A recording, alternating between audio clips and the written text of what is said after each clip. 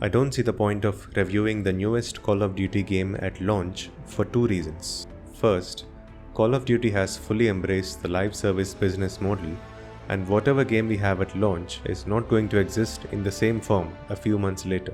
Also, there are a lot of things missing from the game right now. Second, the core audience of the Call of Duty games doesn't really depend on reviews. At this point, it is an annual ritual for them to buy the latest game at launch and begin their grind to rank up as soon as they can. So they are not really concerned with reviews. Still, because I made the mistake of buying this game at launch with the intention of reviewing it, let's get this over with.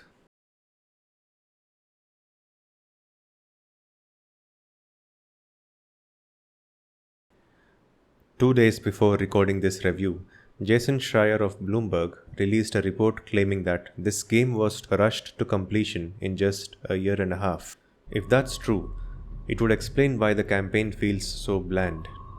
Whatever reputation that Call of Duty campaigns have is for their scripted action set pieces that may not make a lot of sense, but are at least a good way to spend some time. The campaign in this latest game expects the players to make their own stories in the form of open combat missions, which essentially give you the option to approach the mission in either a stealthy way or an aggressive manner. So you are expected to form your own action moments, which, as expected, are not as exciting as fully scripted events. And nearly half of the game's 15 missions are open combat missions, making the game a snooze to play on lower difficulties. The cutscenes look quite realistic and impressive, but the actual story itself is bad. What makes it worse is that the story ends quite abruptly, heavily suggesting that there's more to come in the form of seasonal updates later on.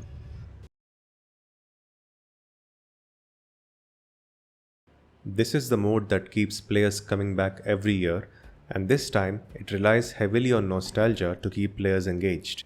All the core maps at launch are remasters of 16 maps from 2009's Modern Warfare 2. New maps have been promised, but only at a later date. But putting the maps aside, the gameplay here is nearly identical to last year's game. The user interface is also more or less the same, with very minor differences. What's more, Activision has brought forward all weapons and cosmetics from last year's game into this game, which may seem like a nice gesture, but it just means that everyone is playing the same game again, with most characters looking the same way that they did last time, but it still costs $70 or more to play on a bunch of remastered maps. It's an impressive marketing gimmick that Activision has pulled off here. As someone who has never played on these old maps, I do like some of them, but I don't think they need to be part of a full-priced game. A $20 to $30 map pack would have been a much more fair bargain.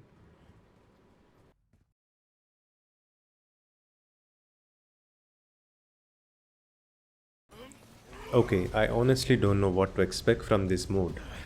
I know there's a dedicated audience who loves the zombie modes that have been part of various Call of Duty games, but I've never really connected with it. If I wanted to play a zombie game, I would go play a zombie game, not Call of Duty. But for the sake of the review, I did poke around a little, and it is essentially a reskin of the DMZ mode that is available for free in Call of Duty Warzone.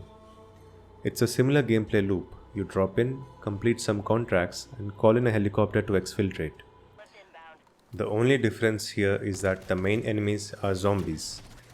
Of course, I might be missing something else about this mode because it seems to have a lengthy list of missions and the promise of a storyline.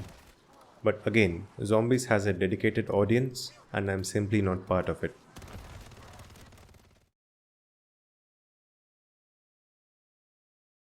No matter which mode you choose, the gameplay is what keeps this franchise alive year after year, and the formula has not been disturbed this year as well. You have a large armory to choose from and a wide assortment of enemies to play with. There's not much to complain over here.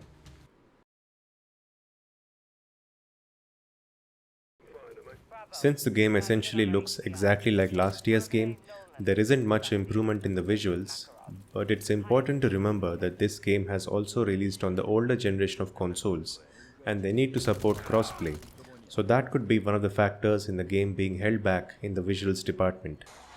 Apart from the campaign cutscenes, which are most likely pre-rendered, The rest of the game looks pretty much like a generic first person shooter, which isn't too surprising if the claims about the rushed development are true. The performance of the game on PS5 was quite stable, with the only minor bug I noticed on launch day being random typos on the victory screen at the end of a multiplayer match.